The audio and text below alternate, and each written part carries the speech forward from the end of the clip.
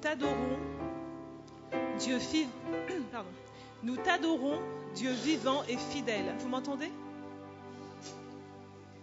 Et sommes heureux d'être dans ta présence ce matin. Je vais vous inviter à vous lever et nous entendrons ensemble « Nous voici, Seigneur, pour louer ton nom ».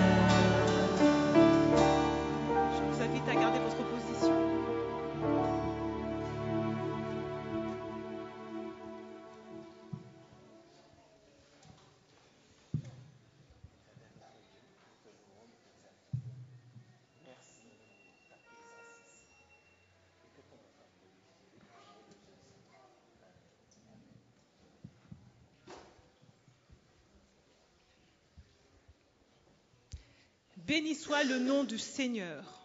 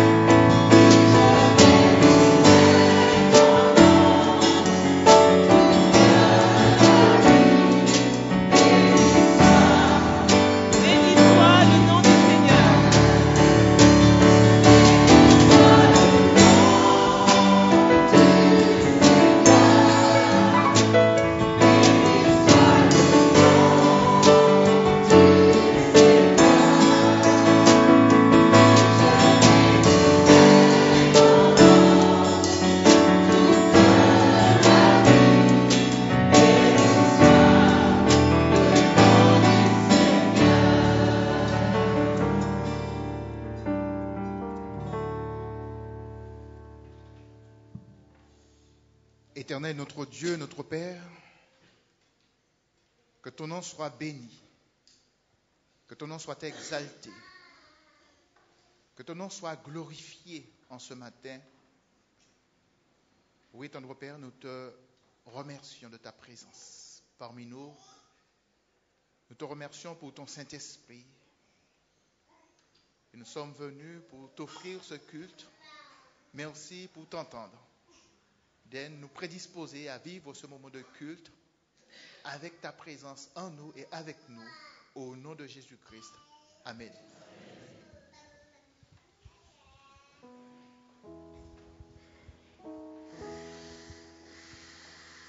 Repos si doux, repos béni, consacré par le Créateur. Ô sabbat, au don infini, tu conduis à la paix du cœur. Repos si doux, repos du ciel, ou sur les ailes de la foi, mon âme au rivage éternel s'élance allègre vers son roi. Au nom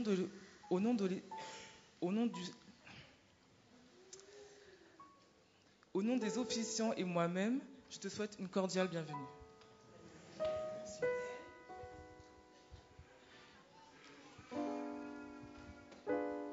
Dans 1 Jean 2, verset 1, voici ce qu'il nous est dit. Si quelqu'un a péché, nous avons un avocat auprès du Père, Jésus-Christ, le juste. C'est pour nous une assurance et une joie de savoir que nous sommes pardonnés. C'est donc dans cet esprit que je vous invite à prendre avec moi le cantique numéro 272, « Ô jours heureux, jours de bonheur ».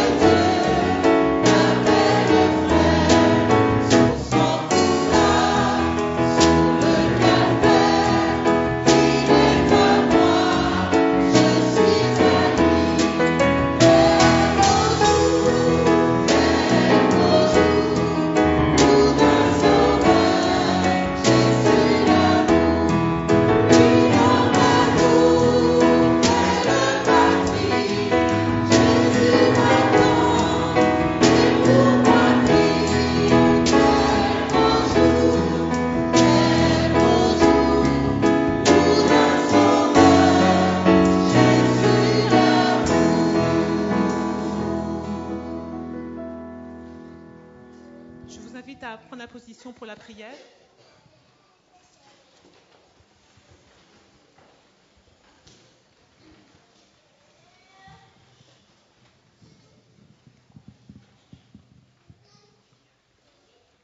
Éternel notre Dieu, Nous te louons, nous t'exaltons. Nous te disons merci, Père, pour qui tu es. Celui qui a créé les cieux et la terre, c'est une joie, Père, de nous retrouver en ta présence et reconnaître ta divinité. Rempli d'amour, Seigneur, tu as donné ton Fils Jésus-Christ afin que nous ayons la vie éternelle. Nous voulons, Père, te demander pardon pour nos péchés. Veuille laver les péchés de tout un chacun. Durant cette semaine, nous t'avons déplu.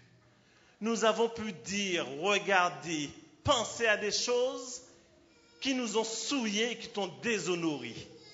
Veuille nous pardonner, Père. Lave-nous de toutes nos iniquités. Merci pour ton amour pour nous, Seigneur. Toutes les fois où ton peuple, tes enfants, on accourt vers toi, tu es toujours prompt à nous accepter. Merci pour cette grâce que tu nous accordes. Nous sommes venus dans ta maison ce matin tels que nous sommes.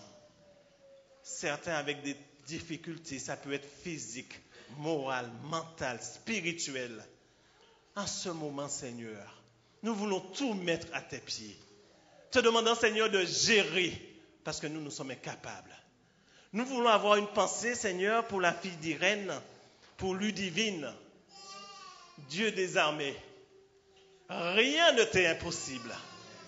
Quand tu permets les choses, Père, il faut que ton nom soit exalté. Alors, si l'occasion est donnée à ton Église d'intercéder pour cette famille, pour la famille Debras, je te prie, Seigneur, de déverser ta grâce sur ta fille, Seigneur. Donne-nous de proclamer qui tu es. Parce que tu es le Dieu qui guérit, mais le plus important, tu es le Dieu qui sauve, qui nous donne la vie éternelle.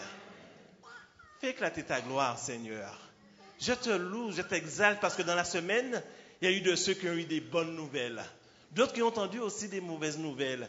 Mais quoi qu'il arrive, nous savons que tu as des projets de bonheur pour tes enfants. Je te loue, Seigneur, parce que je vois qu'il y a la famille Bonheur qui est là. Malgré la douleur du frère Bonheur, il est là dans ta maison. Veuille lui accorder aussi ta bénédiction, Seigneur. Bénis tous tes enfants, tous nos membres d'église, Seigneur. Je ne peux pas les citer, mais chacun, Seigneur, nous sommes venus parce que nous reconnaissons que c'est toi le Dieu créateur et que nous dépendons de toi. En ce matin, tu as un message pour ton église. Tu as un message même pour celui qui vient pour la première fois. Éternel, aide-nous à faire silence. Donne-nous de comprendre ce que tu as à nous dire, parce que tu as disposé le cœur de notre pasteur Gérard Péroumal pour nous donner ce message. Nous ne voulons pas passer à côté, Père. Ça serait dommage que nous soyons là si près de toi et ne pas te toucher, parce que c'est auprès de toi nous savons qu'il y a la guérison, qu'il y a la vie éternelle. Dispose nos cœurs à cela, Père. Merci aussi pour ceux qui ont travaillé, qui sont venus avec leur reconnaissance, leurs dîmes et leurs offrandes. Je te demande, Seigneur, une bénédiction pour ces personnes. Alors, bien sûr, je crois que la vie est dure pour tout un chacun. Mais là, Père, nous voulons te faire confiance. Nous voulons te donner ce qui t'est dû. On ne fait rien d'extraordinaire, mais c'est toi qui nous donnes la vie. Et c'est une façon de te dire que nous sommes reconnaissants par rapport à cela. Ceux qui n'ont pas encore goûté à la joie de participer à ces dîmes et ces offrandes, permets-les, Seigneur, de l'expérimenter aussi. Que ton nom soit exalté dans nos vies, Seigneur. Nous te louons, nous t'exaltons. Merci aussi de bénir ce pays de la France. Alors que c'est vrai que les événements, les choses, les catastrophes poursuivent. Mais nous savons aussi, Seigneur, sans tomber dans un esprit fataliste, mais nous pensons aussi que tout cela, ça nous rappelle ton avènement qui est proche. Donne-nous de proclamer qui tu es et la joie qu'on aura de te retrouver bientôt dans le ciel. Gloire à toi au plus haut des cieux, c'est dans le doux nom de Jésus-Christ que nous t'avons prié et que toute la gloire te revienne. Amen.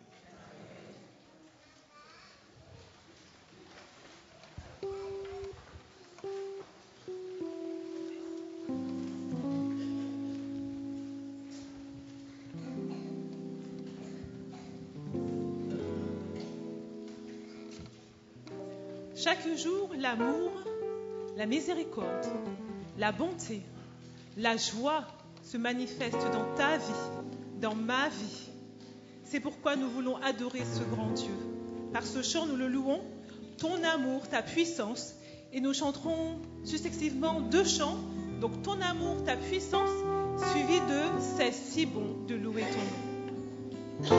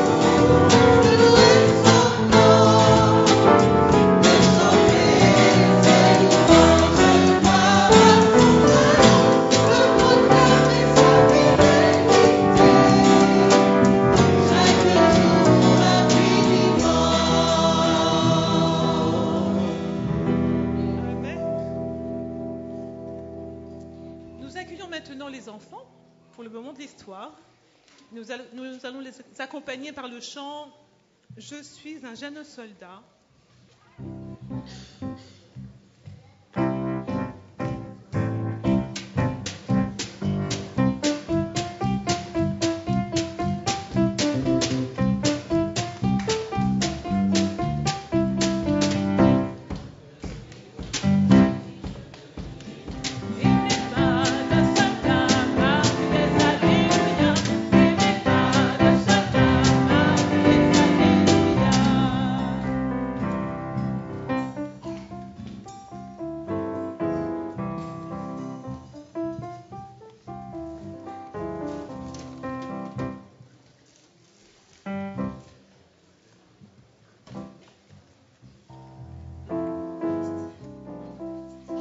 les enfants.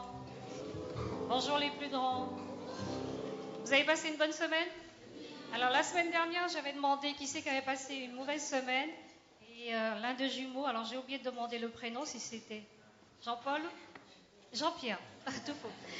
Alors nous avons pensé à toi Donc ne sachant pas qui était qui, voilà, on a pensé aux deux, à vous tous. J'espère que l'Église a prié pour vous aussi. Alors, la semaine dernière, nous avons parlé de Samson. Alors, on a fait une petite image récapitulative de ce qu'on a raconté la semaine dernière. Est-ce que vous vous en rappelez? Donc, nous avons vu que Dieu avait donné un enfant à Manoah et à sa femme qui était stérile, qui ne pouvaient pas avoir d'enfant. Et il leur avait dit que cet enfant allait les délivrer des Philistins. Et nous avons vu que Samson avait rencontré une jeune demoiselle, bien avant ça, qu'il avait tué un lion, et que dans ce lion, il y avait eu quelque chose de merveilleux qui était. C'était quoi, Nathan? D'accord. Ok. Et ensuite, faisant route, il avait été demandé la main d'une Philistine qui n'était pas dans les plans de ses parents. Et oui, c'est ça. Pardon. D'une belle Philistine. Et puis, quand il est retourné, la demander en mariage. Et puis, il s'était aperçu qu'on a dit que dans le lion, il y avait du miel. D'accord. Et on vous avait laissé avec une énigme. Est-ce que vous êtes allé voir l'énigme? Alors, est-ce que tu peux me donner la réponse, s'il te plaît?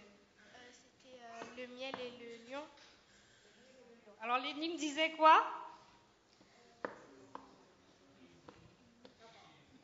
Qu'est-ce qui peut être plus fort que le lion, mais plus doux que le miel? C'est la réponse à l'énigme. Alors, l'énigme, c'était de celui qui mange est sorti ce qui se mange, et du fort est sorti le doux. D'accord. Alors, on va laisser Fred nous raconter la suite. Hein. D'accord.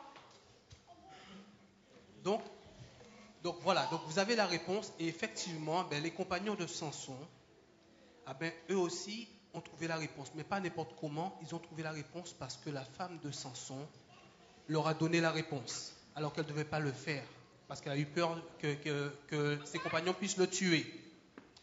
Ensuite, donc, quand ils sont arrivés le 7e jour, comme vous aujourd'hui, donc les compagnons sont arrivés, ils ont dit à Samson, on a la réponse à ton énigme. Et là, forcément, comme vous l'avez dit les enfants, ils ont dit, quoi de plus fort que le lion et quoi de plus doux que le miel? Après avoir entendu ces réponses, Samson s'est mis en colère parce qu'il a compris qu'il avait été trahi. Et qu'est-ce qu'il a fait? Il est parti. Regardez, il y a les images. Il est parti, il a été tué, 30 Philistins, il a pris tous leurs vêtements et les a donnés aux compagnons. Ensuite, toujours en colère, il est parti chez ses parents. Le temps a passé et après, Samson s'est dit, je vais retourner voir ma femme. Mais là, il y a une chose qui s'est passée. Sa femme s'était remariée avec une autre personne. Donc, Samson s'est remarié avec... la femme s'est remariée avec une autre personne. Donc, du coup, Samson, encore une fois, était très, très en colère. Il s'est dit, moi, j'ai toujours tenu parole. Et là, ça ne va pas, ça ne va pas, ça ne va pas. Je vais me venger des Philistins. Qu'est-ce qu'il a fait? Il est parti. Il a récupéré 300 renards. Beaucoup de renards.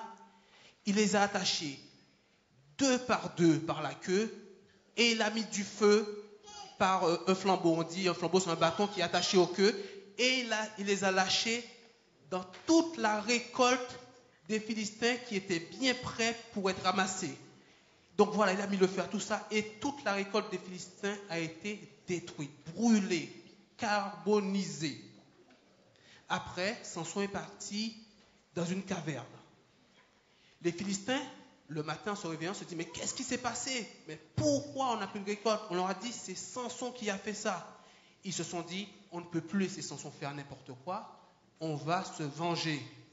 Ils ont appris que Samson était parti dans une caverne. Et donc, ils ont été voir les hommes d'Israël, les hommes de Juda, les amis de Samson. Ils leur ont dit, vous nous livrez Samson, sinon, c'est vous qui allez payer le prix. On va vous combattre, on va vous exterminer.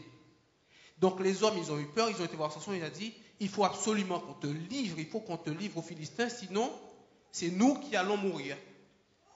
Samson leur a dit, d'accord, vous pouvez me livrer, ma condition de ne pas me tuer. Ils ont dit d'accord. Donc, ils ont attaché Samson avec des cordes et ils les ont livrés aux Philistins.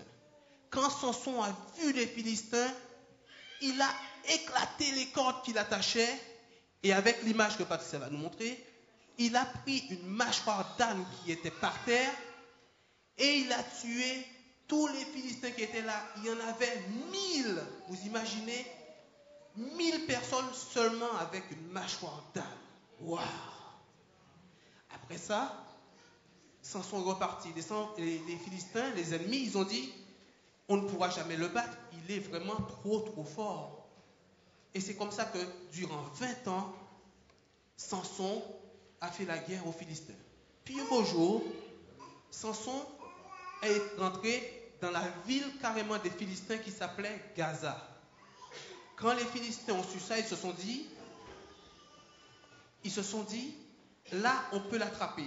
On va fermer la porte, comme ça quand il voudra sortir, on va tous tomber sur lui, on va le tuer. Mais là, qu'est-ce qui s'est passé encore une fois? Quand Samson voulait repartir, eh bien il a tout simplement, comme sur l'image, arraché la porte de la ville et il l'a porté loin de là sur son dos. Vous voyez un peu l'image? Là, les Philistins se sont dit, là, on est fini, on ne pourra jamais rien faire contre lui. La seule solution pour nous, c'est de trouver pourquoi il est aussi fort. Et là, ils se sont dit, on tient notre chance parce qu'ils ont su que Samson aimait une femme qui s'appelait Dalila ou Delilah. Ils ont été la voir et lui ont dit, on va te donner beaucoup d'argent si tu arrives à nous dire comment Samson fait pour être aussi fort. Et là, Dalila a dit d'accord. Donc tous les jours, elle allait voir Samson, elle disait, Samson, tu m'aimes? Samson disait, oui, je t'aime. Alors si tu m'aimes, il n'y a pas de secret entre nous. Dis-moi pourquoi tu es aussi fort. Et Samson, bien à chaque fois, il lui mentait, il lui racontait n'importe quoi. Une fois, il lui a dit, si tu m'attaches avec une corde qui vient d'être faite, qui est fraîche, on appelle ça, je ne pourrai pas me débattre, je serai pris. Une autre fois, il lui a dit, si tu m'attaches avec une corde qui n'a jamais servi, une corde neuve, pareil, je ne pourrai pas me débattre. Une troisième fois, il a dit, si tu attaches mes cheveux et tout et que tu m'accroches à la cheville, je ne pourrai pas m'en sortir. Mais est-ce que c'était la vérité? Non, ce n'était pas la vérité. À chaque fois, il cassait tout. Et puis un beau jour, Dalila est venu le voir encore. Il lui dit, mais Samson, est-ce que tu m'aimes vraiment? Oui, je t'aime. Alors pourquoi tu me mens autant? Pourquoi de secret? Non, je crois que tu ne m'aimes pas. Si tu m'aimes vraiment, tu vas me dire la vérité. Et là, la Bible nous dit que Samson en avait tellement assez qu'elle lui pose des questions qu'il a fini par lui dire la vérité. Il lui a dit, eh bien, depuis le ventre de ma mère, j'ai été consacré à Dieu, c'est-à-dire que je devais servir Dieu et on ne devait plus jamais me couper les cheveux. Si jamais on devait me couper les cheveux, mais je perdrais toute ma force. Alors là, la Dalila s'est dit, la façon dont me parle, c'est la vérité. Je vais aller appeler les Philistins, les ennemis, et je vais leur dire, vous pouvez monter parce que là, vous pouvez attraper Samson. Ils sont venus, et là, pendant que Samson dormait, voilà, comme sur la photo, ils lui ont coupé tous ses cheveux. Et là, quand ils ont fini de couper les cheveux, Dalila a fait comme les autres fois, a dit, Samson, les Philistins. Quand il a voulu se débattre et arracher ses liens, il n'a pas pu parce qu'il avait révélé le secret de sa force. Malheur pour lui. Qu'est-ce qu'ils ont fait les Philistins? Ils l'ont attrapé, ils lui ont crevé les yeux et ils l'ont emmené en prison. Et dans la prison, il y avait une grosse roue qu'on appelle une meule. Samson devait tourner la roue tout le temps. Même la nuit, tout le temps, il devait tourner la roue. Et je pense que là, Samson s'est dit, Seigneur, je te demande pardon. Je n'ai pas obéi, j'ai révélé le secret, je ne t'ai pas fait confiance. Mais s'il te plaît, si tu peux encore m'aider une fois, ça serait vraiment bien. Et le Seigneur a entendu. Vous savez pourquoi, les enfants? Parce que quelques temps après, ils ont pris Samson, ils l'ont amené dans le temple du dieu des Philistins qui s'appelle Dagon. et ils ont dit, on fait une grande fête pour Dagon parce qu'il nous a livré notre ennemi qui s'appelle Samson. Et Samson, on va le ridiculiser dans le temple. Alors, Samson est arrivé dans le temple et il a dit au jeune homme qui l'amenait, je suis fatigué, est-ce que tu peux me permettre de m'appuyer sur les 2 poteaux qui tiennent le temple? Exactement. Est-ce que tu peux me permettre de m'appuyer? Et là, Samson a fait cette prière. Il a dit, Seigneur, permets s'il te plaît que je puisse retrouver ma force une dernière fois pour me venger des Philistins qui m'ont crevé les yeux. Et là, tout d'un coup, les forces lui sont venues. Il a poussé, comme sur l'image, il a poussé les 2 poteaux du temple et tout le temple s'est effondré. Tout le temple est tombé et toutes les personnes qui avaient dans le temple sont mortes. Samson aussi. Et la Bible nous dit qu'il y avait 3000 personnes qui étaient dans le temple. Alors les enfants, voilà comment la parole que l'Éternel, que le Seigneur, que Dieu avait dit tout au début, que c'est Samson qui commencerait à délivrer le peuple d'Israël des Philistins, s'est accompli. Voilà. Alors, comme le temps qui nous est donné est très court, donc on a un petit peu raccourci quelques détails de l'histoire. Donc, on vous invite à lire, continuer à lire l'histoire de Samson, Juge 13 jusqu'à 15, d'accord? Et nous n'allons pas avoir d'histoire la semaine prochaine, c'est le sabbat des visiteurs, mais on va se voir lors de culte pour les enfants. Et après, ce sera Maureen et puis Joël qui vous racontera l'histoire de Joseph, de Samuel. Bon sabbat à tous.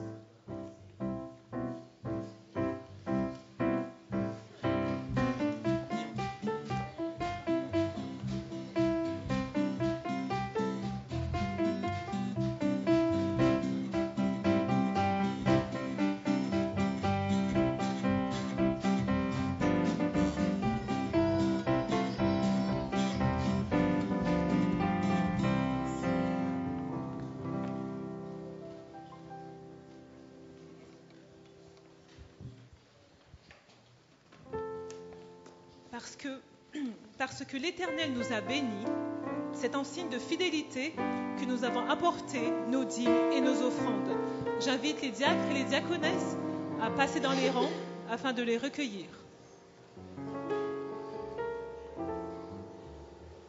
Et nous chanterons ensemble « Écoutez l'appel du Dieu des âges ».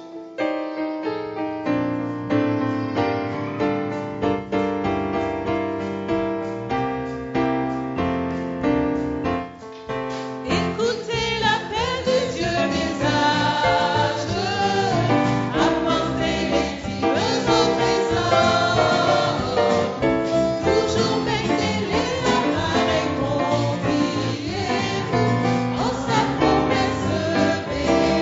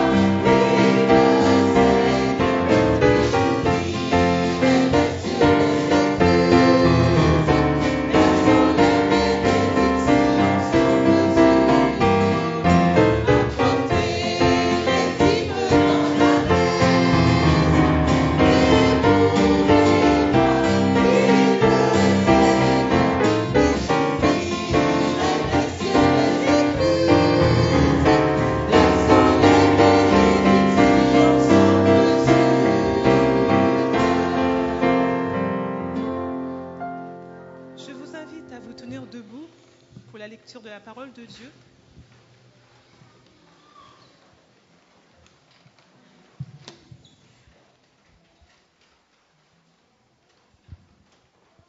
Le texte de base se trouve dans Daniel 1, verset 8.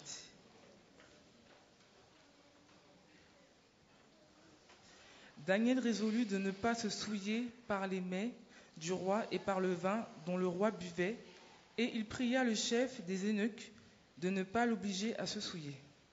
Amen. Amen.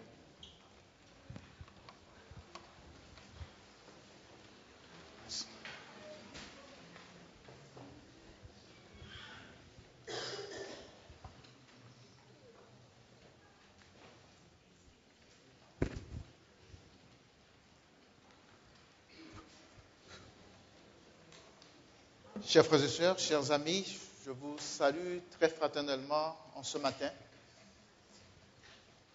Amis internautes, que Dieu puisse aussi vous bénir à travers ce moment de culte. Et je pense aussi à nos amis, à nos frères et sœurs qui sont dans les salles annexes. J'espère que vous êtes contents de se retrouver en ce sabbat matin ensemble. Je sais que c'est le sabbat clôture la semaine et des fois on est plus que fatigué. Hein? Mélissa me regardait tout à l'heure, elle me dit, t'es fatigué? Ouais, mais on retrouve des forces parce qu'on se retrouve, on se fait du bien. Vos sourires, les échanges, ça nous redonne un coup de pouce et puis par la grâce de Dieu, par l'action de son Saint-Esprit, eh bien, nous avançons. Chers amis, le thème de notre rencontre, en tout cas le thème de cette prédication, c'est fidèle, rester fidèle dans le conflit cosmique. Le conflit cosmique, on en parle, on a eu une leçon où on en a parlé. C'est une réalité qui nous dépasse, qui dépasse notre entendement, qui dépasse notre compréhension parce que nous entendons parler de conflit cosmique, mais pour nous, c'est pas vraiment une réalité puisqu'on ne voit pas. Mais je vous assure, c'est une réalité comme 1 et 1 font 2. C'est une réalité. Le conflit cosmique, c'est une guerre entre Dieu et son peuple, entre Dieu et Satan, entre le peuple de Dieu et Satan. Satan, la Bible nous dit, il est descendu sur cette terre enragé, sachant qu'il a peu de temps. Nous pouvons lire ce texte dans 1 Pierre chapitre 5. Je vous invite à prendre ce texte avec moi. 1 Pierre chapitre 5. 1 Pierre chapitre 5, nous lisons ceci, verset 8. Résistez-lui. Donc, on pourrait, verset 8. Soyez sobres, veillez, votre adversaire, le diable, rôde comme un lion rugissant, cherchant qui il dévorera. Résistez-lui avec une foi ferme, sachant que les mêmes souffrances sont imposées à vos frères dans le monde. C'est une réalité. Et tous les moyens sont bons pour qu'ils puissent frapper. Chers frères et sœurs, je me rappelle, j'ai grandi dans la campagne. Enfin, j'ai une grand-mère qui était cultivatrice. Et quand on allait à la campagne, elle avait une maison, une petite case en bois. C'était sous des roches, sous des 4 roches. Et il y avait des rats. J'entendais les rats. Mais comme j'avais peur des rats, donc quand j'allais passer 2 jours avec elle, donc je mettais 4-5 cailloux un peu que je pourrais tenir et je surveillais le rat. Un jour, j'ai entendu un bruit, mais j'ai balancé un caillou. En fait, ce n'était pas un rat, c'était un lapin. C'était le lapin de ma grand-mère. À cette époque-là, je n'étais pas chrétien, donc on mangeait des lapins. Hein, vous avez compris. Hein? Je suis venu longtemps plus tard, chrétien. Et quand alors je criais, je dis à ma grand-mère, je l'ai tué le rat, je l'ai tué. Il m'a dit, il est où? Alors donc on va voir. Et on voit sur le lapin. Ah, ça m'a fait de la peine. Mes amis, Satan nous surveille comme je surveillais le rat. Et tous les coups sont bons. Et il frappe vraiment pour nous terrasser. Pas pour nous donner un petit coup et puis qu'on puisse relever, partir. Mais son objectif, c'est de nous tuer, notre perte éternelle. Le livre de Daniel s'ouvre sur un choc entre Babylone contre Jérusalem. Je vous invite à prendre le livre de Daniel. Daniel, chapitre 1er. Par ce conflit local qui oppose deux royaumes historiques, l'auteur vise également un conflit d'une autre portée, un conflit cosmique. En effet, nous lisons dans Apocalypse chapitre 12, gardez toujours Daniel à la main, Apocalypse chapitre 12, que je vais lire, verset 12 et verset 17. Verset 12, nous lisons ceci. C'est pourquoi, réjouissez-vous, cieux, et vous qui habitez dans les cieux. Malheur à la terre et à la mer, car le diable est descendu vers vous animé d'une grande colère, sachant qu'il a peu de temps. Verset 17. Et le dragon fut irrité contre la femme, il s'en alla faire la guerre au reste de sa postérité, à ceux qui gardent les commandements de Dieu et qui retiennent le témoignage de Jésus. Apocalypse. J'ai dit quoi? Daniel, excusez-moi, Apocalypse. Alors, c'est bien, vous suivez. Apocalypse chapitre 12, verset 12 et verset 17. C'est bon? C'est bon. Ah, j'ai dit Apocalypse? Ah bon, c'est autant on dit Apocalypse, c'est le stress, je comprends. Oui, j'ai dit gardez Daniel en main et on lit Apocalypse. Voilà, c'est ça. Ok. Ok. Donc, vous avez entendu le verset 12 et 17. Mais gardez toujours Daniel à la main. Et le dragon fut irrité contre la femme. Il s'en alla faire la guerre au reste de sa postérité, à ceux qui gardent les commandements de Dieu. Il n'alla pas faire la guerre à n'importe qui. Et ça, c'est important. Il alla faire la guerre à ceux qui gardent les commandements de Dieu et qui retiennent le témoignage de Jésus. Autrement dit, ce que Jésus a accompli pour nous, ce qu'il a fait pour nous à la croix. Le diable ne va pas faire la guerre à n'importe qui. Il va faire la guerre à ceux qui veulent plaire à Dieu. Et ça, c'est important de bien comprendre cela. Cette lecture du texte de Daniel 2 nous montre que ce conflit, il ne concerne pas seulement, à travers le verset premier, il ne concerne pas seulement quelques individus, Daniel et ses compagnons, mais c'est tout le peuple de Dieu.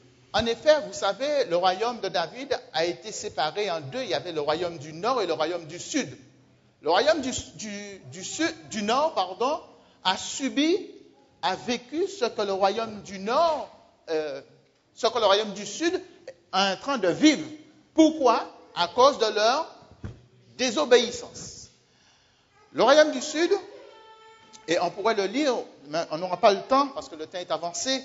Je vous invite à prendre ces textes, Ésaïe chapitre 39, versets 5 à 7, Jérémie 25. On n'aura pas le temps de lire ce texte. Mais, Jérémie 20, verset 5.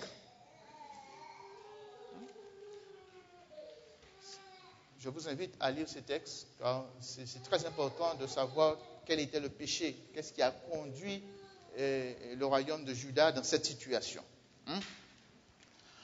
Alors,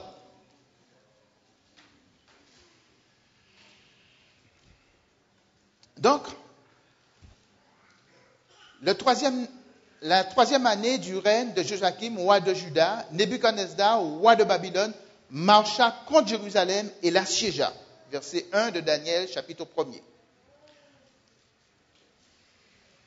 On nous dit le roi Babylone. Ça vous fait penser aussi à la tour de Babel, là où il y a eu la confusion. Babel, confusion.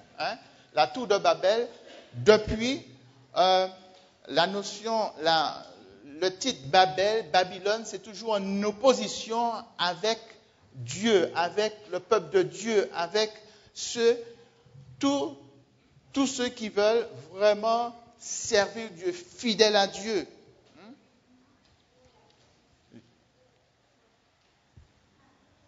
Verset 2, on nous dit, le Seigneur livra entre ses mains Joachim, roi de Juda, et une partie des ustensiles de la maison de Dieu.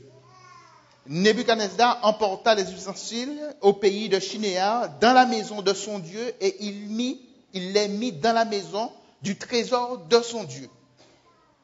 Alors, chers amis, c'est important de voir qu'il y a eu un transfert. Le peuple de Dieu loue à Jérusalem. Il sert un Dieu unique. Dieu va livrer Jérusalem entre les mains de Babylone, la confusion, qui est la conséquence de leur péché. Simplement, le texte nous dit que Nebuchadnezzar emporta les ustensiles au pays de Shinéar, dans la maison de son Dieu, il les mit dans la maison du trésor de son Dieu. Autrement dit, il y a eu un transfert que le but, l'objectif du roi Nebuchadnezzar, c'est qu'on n'entende plus parler de ce Dieu-là, mais que ce peuple qui a été en captivité, qui a été assiégé, puisse vraiment être sous son autorité.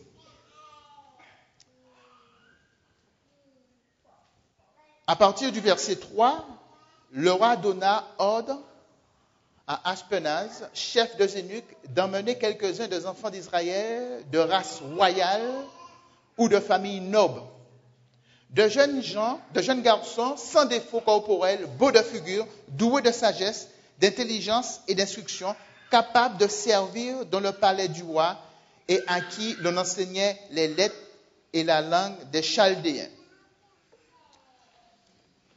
Première chose, l'objectif de l'ennemi dans le conflit cosmique, c'est de nous faire oublier par tous les moyens qu'on sert un Dieu unique. Et pour ça, il va se donner les moyens. À l'époque de Daniel, donc il y a ce transfert de fait. Mais aujourd'hui, nous avons notre église. Impossible d'avoir un transfert d'une église chrétienne pour aller dans une synagogue de Satan ou dans une église de Satan. Parce que vous savez, il y a des temples où on adore Satan. Ça existe. Mais aujourd'hui, Satan s'y prend autrement. Rappelez-vous bien, on a dit que Satan fait la guerre à qui? À ceux qui gardent les commandements de Dieu. Autrement dit, il va faire son marché où? Dans l'église. Là où il est censé trouver des personnes qui respectent Dieu. Des personnes qui adorent Dieu. Des personnes qui se disent chrétiens et qui veulent obéir et qui obéissent à la parole de Dieu. C'est là qu'il va faire son marché. C'est là qu'il va. Il ne va pas sous le marché. Il ne va pas dans les boîtes de nuit. Parce que de toute manière, il sait, ils sont de son côté. Donc, il va là où il est censé trouver des personnes pour les terrasser, pour les tuer. C'est son rôle. Alors maintenant, il ne va pas seulement dans les églises. Il va dans les foyers. Les foyers chrétiens. Là où il sait qu'il y a papa, maman, les enfants qui adorent Dieu, qui donnent Dieu la première place. C'est là qu'il va faire son marché. Il va aussi dans les universités, là où on enseigne la parole de Dieu, là où on prépare, où on fait le choix de mettre nos enfants pour que nos enfants puissent trouver une éducation, recevoir quelque chose vraiment de solide. Il va dans toutes les instances, dans tous les foyers, dans tous les bâtiments où la priorité, c'est d'obéir à Dieu. Et nous devons être conscients de ça. L'histoire du peuple, l'histoire des jeunes Hébreux, de Daniel et ses compagnons, bien entendu qu'ils sont amenés en captivité. Mais le roi dit de prendre certains jeunes. Pas pour les mettre dans une prison, mais pour qu'ils soient à son service. Les Hébreux savent très bien, en tout cas ces jeunes gens savaient très bien qu'à partir du moment où ils ont été choisis, ils savent qu'il y a des choses qui ne seront plus comme avant.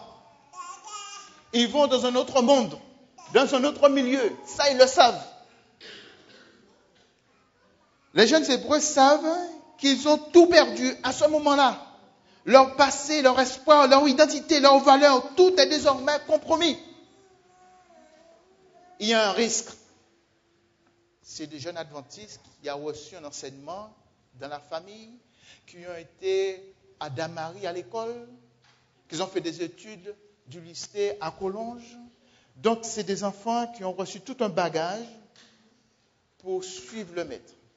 Mais voilà, ils sont pris en captivité et de la captivité, on a choisi un certain pour qu'il soit au service de quelqu'un qui n'adore pas Dieu. Et cette personne-là, il veut tout changer chez lui.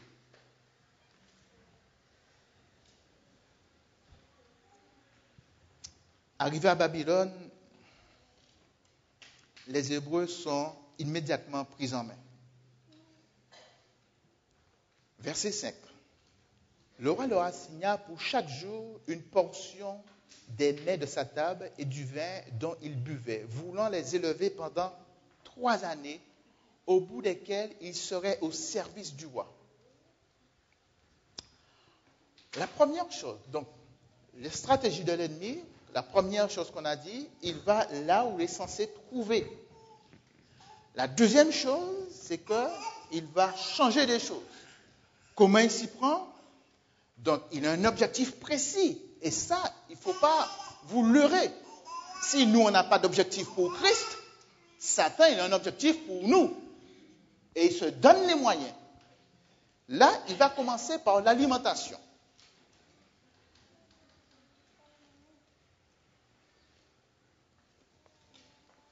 Il va commencer par l'alimentation. Comment il va s'y prendre? Les intentions du roi, ici, on pourrait comprendre que tout d'abord, que comme le roi veut donner une portion de son mets, voilà, il veut leur donner le meilleur pour qu'ils soient en bonne santé. Il y a ça, mais il n'y a pas que ça. Les intentions du roi ne sont pas innocentes. L'association de viande et vin apparaît généralement dans la Bible et le Moyen-Orient ancien pour caractériser le repas rituel du culte d'adoration. Et nous pouvons trouver un exemple dans Deutéronome, chapitre 32, verset 38. Participer à un tel repas revenait à se soumettre au culte babylonien et signifiait en fait reconnaître Nebuchadnezzar comme Dieu, car selon la religion babylonienne, le roi était considéré comme Dieu sur terre. Donc ce n'est pas anodin. C'est pas anodin. Il va s'y prendre. C'est tout à fait normal qu'on leur donne à manger. Mais en donnant de son mets, il est en train de le préparer à devenir vraiment ses sujets, là pour se servir. Reconnaître dans leur manière de faire, dans le repas, que Nebuchadnezzar, c'est le roi. Chers amis, ce deuxième aspect est très important. Aujourd'hui, en tant que chrétien, il y a des choix qu'on doit faire. Ici, Daniel n'est pas en train de dire là, même si c'est important que nous puissions toujours avoir une alimentation saine pour ceux qui sont végétariens, c'est bien, parce qu'on doit aller dans une végétation, pour une nourriture toujours plus saine. Mais là, ce n'est pas l'objectif du texte. L'objectif du texte, en tout cas de la démarche de Daniel, c'est que Daniel sait que le repas du roi, il sait quelle est l'intention du roi. Et Daniel va faire quelque chose qui est vraiment capital. Il va dire, donne-nous des légumes et de l'eau. Et quand on regarde dans la Genèse, c'est ce que Dieu va donner. Et c'est pour ça qu'on veut savoir comment faire, qu'est-ce qu'il faut faire, qu'est-ce qu'il ne faut pas faire. Il faut aller où? À la Genèse, avant le péché. Avant le péché. Mais remarquez une chose, on n'aura pas le temps de rentrer dans les détails. Vous verrez nulle part que Daniel dit, on n'a pas le droit de faire. Nulle part.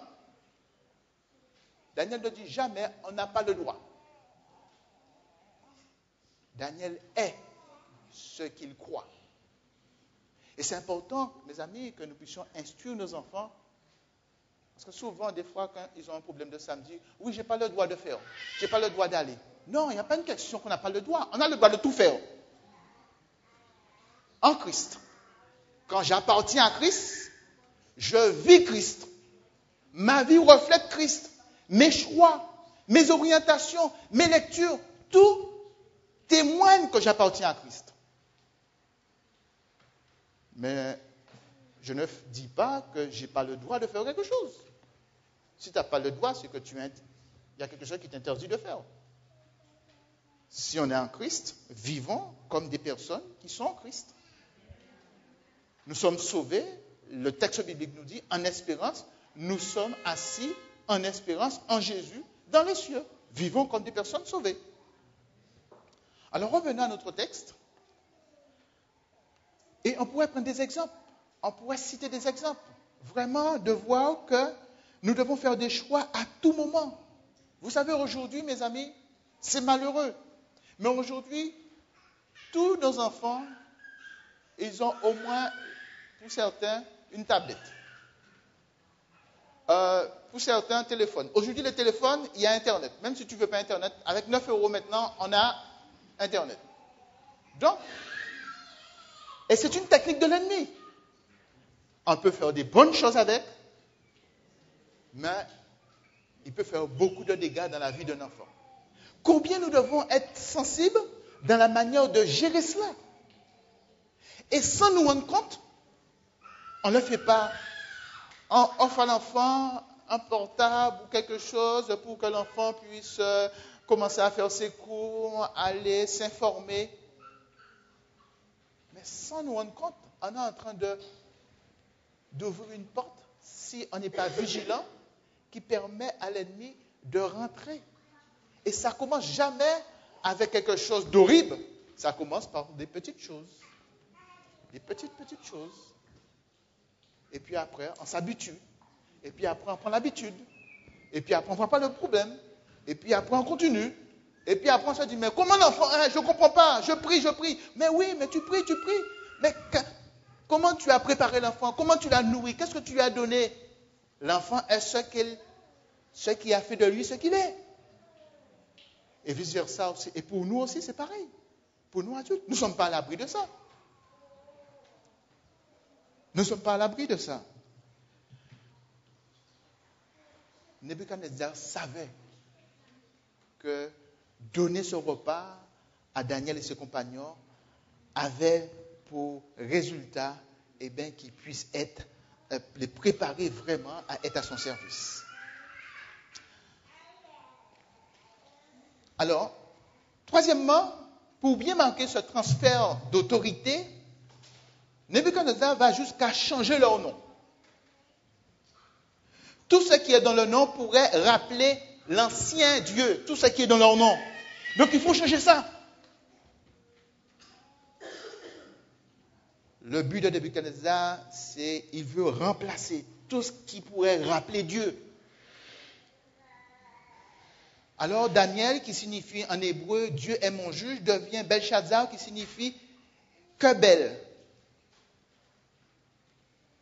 Titre de Marduk, le principal dieu babylonien, qui veut dire protège sa vie. Autrement dit, c'est plus Dieu qui protège ma vie, mais c'est un autre Dieu.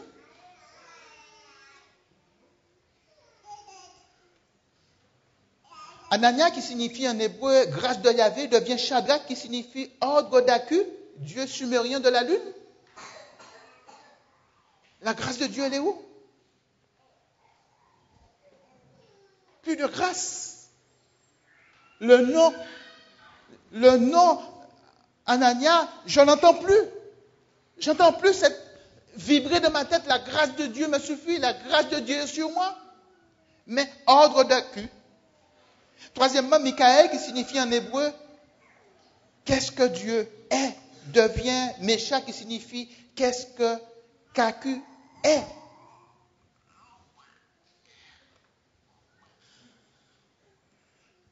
Oui, Michael, qui est ce que Dieu est? On sait que la Bible nous invite à être à l'exemple du Christ. Et Azaria, qui signifie Yahvé a aidé, devient Abed-Nego, qui signifie serviteur de Nego. Autrement dit, le but de Nebuchadnezzar, c'est de vraiment qu'il y ait une transformation dans les moindres recoins, qu'il n'y ait aucune trace de Dieu.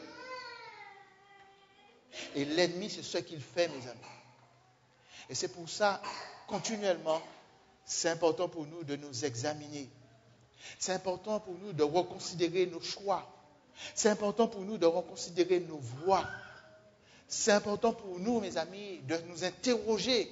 Ce n'est pas parce qu'on a toujours fait comme ça et qu'on ne nous a rien dit ou qu'on a toujours entendu comme ça que c'est ça. Mais est-ce que c'est la volonté de Dieu? Est-ce que c'est ce que Dieu veut pour nous?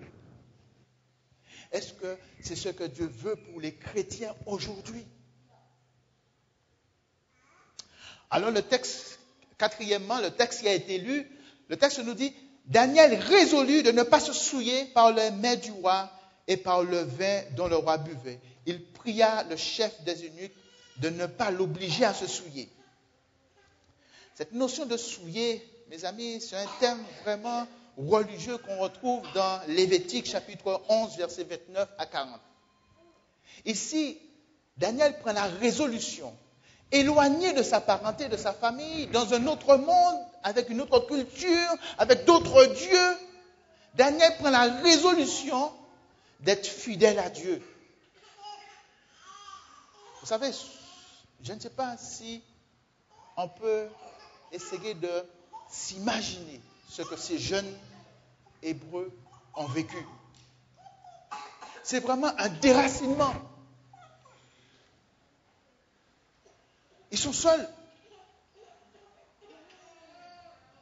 Daniel va être fidèle à son Dieu, même ses moments de prière.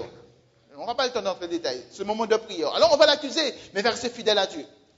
Même quand le roi va dire, il faut se prosterner devant la statue, Daniel va rester fidèle à Dieu. Et Daniel ne dira jamais, on n'a pas le droit. Mais il va dire, sache au roi qu'on ne va pas se prosterner devant cette statue-là. Et ce n'est même pas la peine de parler. Et notre Dieu est capable. Et même s'il ne vient pas, on ne va pas le faire. Mais il ne dit pas, on n'a pas le droit. Non, le pasteur a dit, on n'a pas le droit. L'église a dit, on n'a pas le droit. Non! Être un chrétien, c'est être ce que nous croyons. Ce n'est pas une histoire de papa a dit, maman a dit, mon grand frère a dit, le pasteur a dit, l'ancien a dit. Non, c'est ce que je suis, ce que je crois, je le vis au quotidien. Et c'est l'exemple de Daniel et de ses compagnons. C'est l'exemple de Daniel.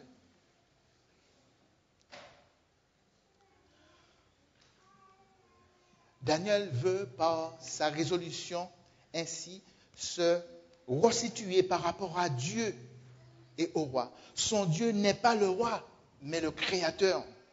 La religion de Daniel n'est pas seulement de croire à la croyance, mais Daniel doit vivre dans la pratique, être ce qu'il croit, mes amis. Chers amis, cette réalité, elle est dans notre quotidien tous les jours. Et nous ne devons pas avoir peur, mais nous devons vraiment nous appuyer sur les promesses de Dieu. Nous devons vraiment croire à la parole de Dieu, aux promesses de Dieu. Et même si les choses sont difficiles, croyons, soyons toujours fidèles. Parce que nous savons que l'ennemi de nos âmes, ce qu'il veut, c'est de nous tuer. C'est notre perte, mes amis. Alors, je terminerai par un texte que je vais lire pour vous, que vous connaissez, qui se trouve dans Romains.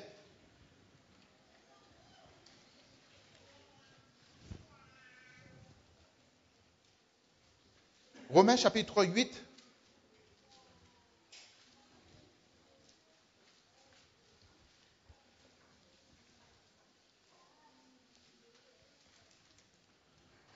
Je lirai Romains chapitre 8 à partir du verset 28.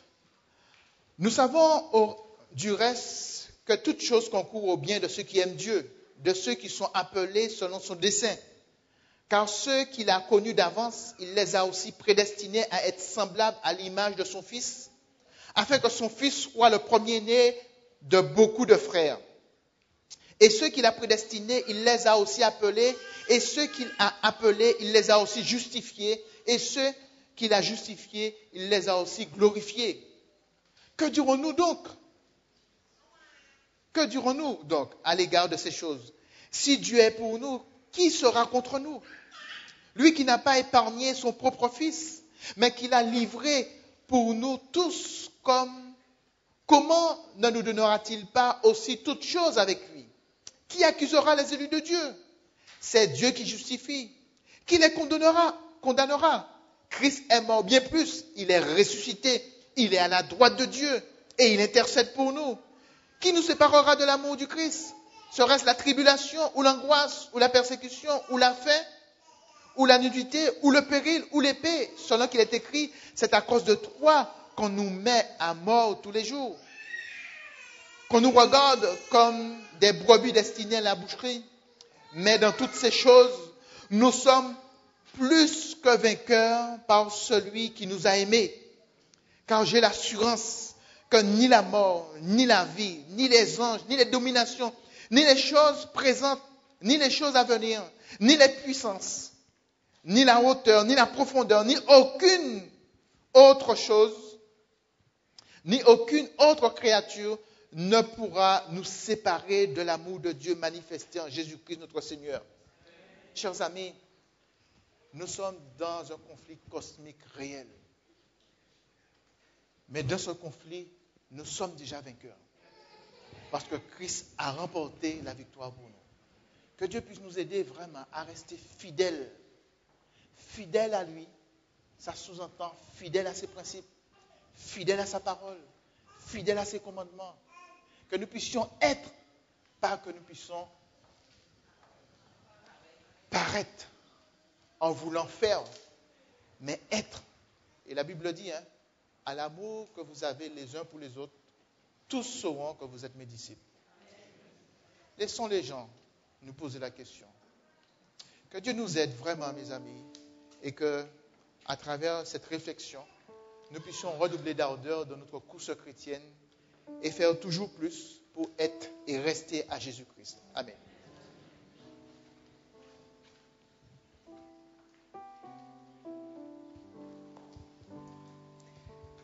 Les armes dont nous avons besoin pour combattre et vaincre l'adversaire se trouvent dans le nom de Jésus-Christ. Et pour celui qui le croit, c'est une vérité. Je vais vous inviter à vous mettre debout et à prendre avec nous ce cantique à deux nouveaux combats. Jésus, tu nous appelles. Jésus,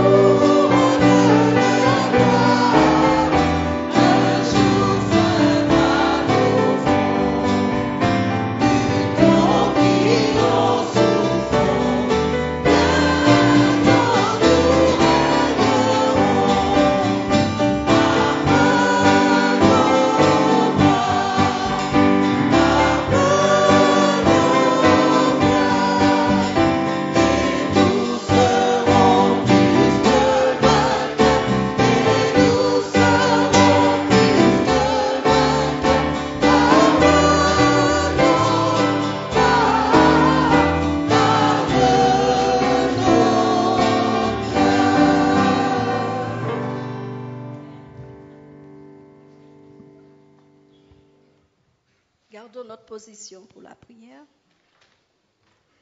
Père éternel, nous voulons te dire merci pour ton amour, pour ta bonté, pour ta miséricorde envers nous.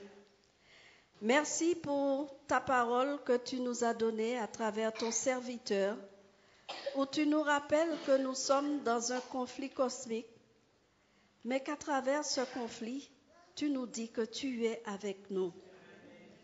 Et quel que soit, Seigneur, les difficultés que nous avons, tu nous dis que tu as déjà remporté la victoire pour nous. Mais ce que nous voulons te demander en ce matin, c'est de nous aider par ton Saint-Esprit à faire le bon choix dans tout ce que nous avons à faire, Seigneur.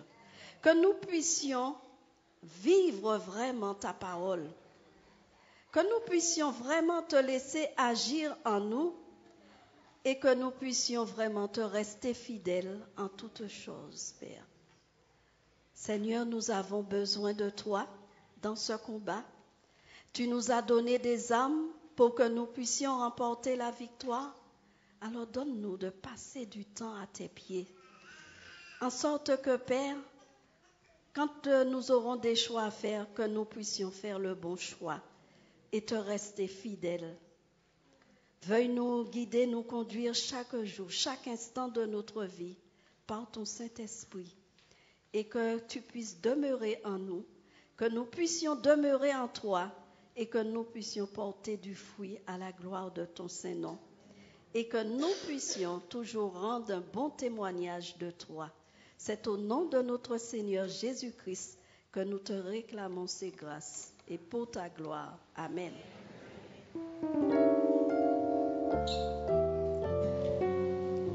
Prosterné.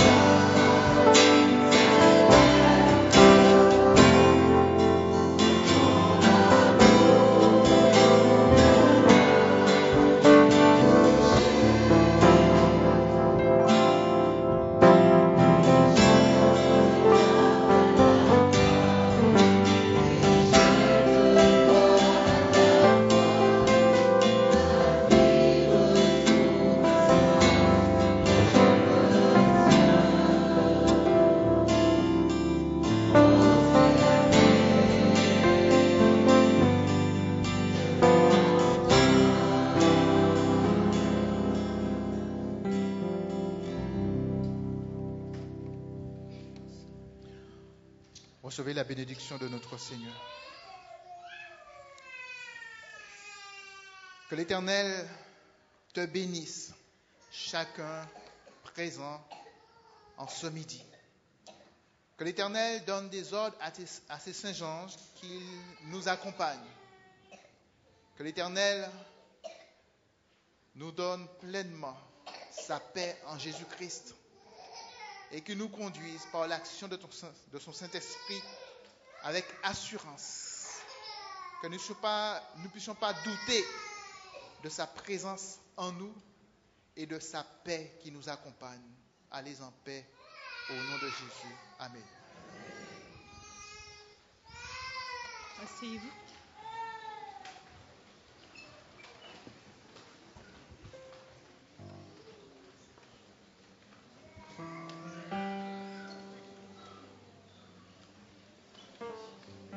Nous chantons souvent un chant qui dit ceci: prier, c'est la clé. Il dit ensuite que Jésus commençait en priant et finissait en priant. Car il est certain que la prière est la clé pour trouver la paix après la tourmente, la clé de réconciliation avec notre Sauveur, mais aussi la clé qui fait fuir l'ennemi. Chantons ensemble, Seigneur, écoute tes enfants prier.